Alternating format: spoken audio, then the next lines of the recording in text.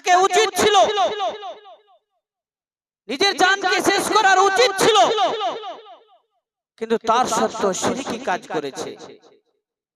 তাই মুআয বিন জাবাল রাদিয়াল্লাহু তাআলা আনহু তিনি বলছেন যে কখনোই শিরিক করা যাবে না, যতই বড় বালা মুসিবত হোক।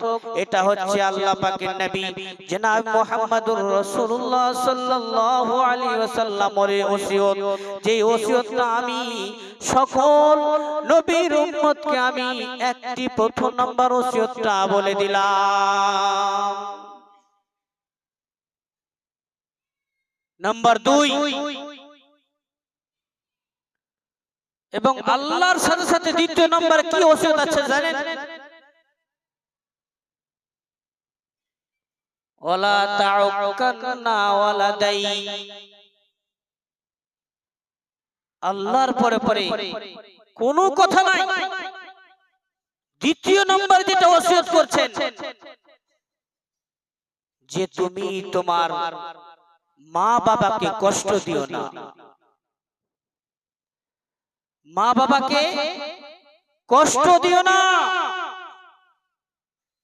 এবং হাদিসে এটাও শব্দ এসেছে, যদি তোমার মা বাবা তোমাকে ত্যায্য পুত্র করে দেয়, তোমাকে যদি বাড়ি থেকে বের করে দেয়, তুমি ত্যায্য পুত্র হয়ে যাও, বাড়ি ছেড়ে দাও, বাড়ির মায়া মহব্বত ছেড়ে দাও, তোমাকে যা করছে সেই করো, কিন্তু তুমি তোমার মা বাবাকে কষ্ট দিও না।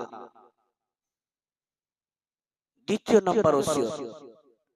প্রথম নাম্বার আল্লাহর সঙ্গে শিরিক করা যাবে না। দ্বিতীয় নাম্বার মা বাবাকে দুঃখ কষ্ট দেওয়া যাবে না। হে যুবক, যারা মা বাবাকে গালাগালি করো, যারা মা বাবার উপরে বিচার সালিশ ডাকো, তাহলে তুমি কত বড় অন্যায় কাজ করেছো তুমি নিজেই এবারে অন্তরে ভাবনা চিন্তা করো। আস্তাগফিরুল্লাহ। ছেলে বাবার উপরে বিচার দেখছে, চিন্তার বিষয়। আর ওই ছেলে ভাবছে কিভাবে যে ওই বিচারটা আমার পক্ষে হবে। কিয়ামত অবধি যে ছেলে বাবার ঝগড়াতে ছেলে জিতে যাবে, কিয়ামত অবধি হবে না।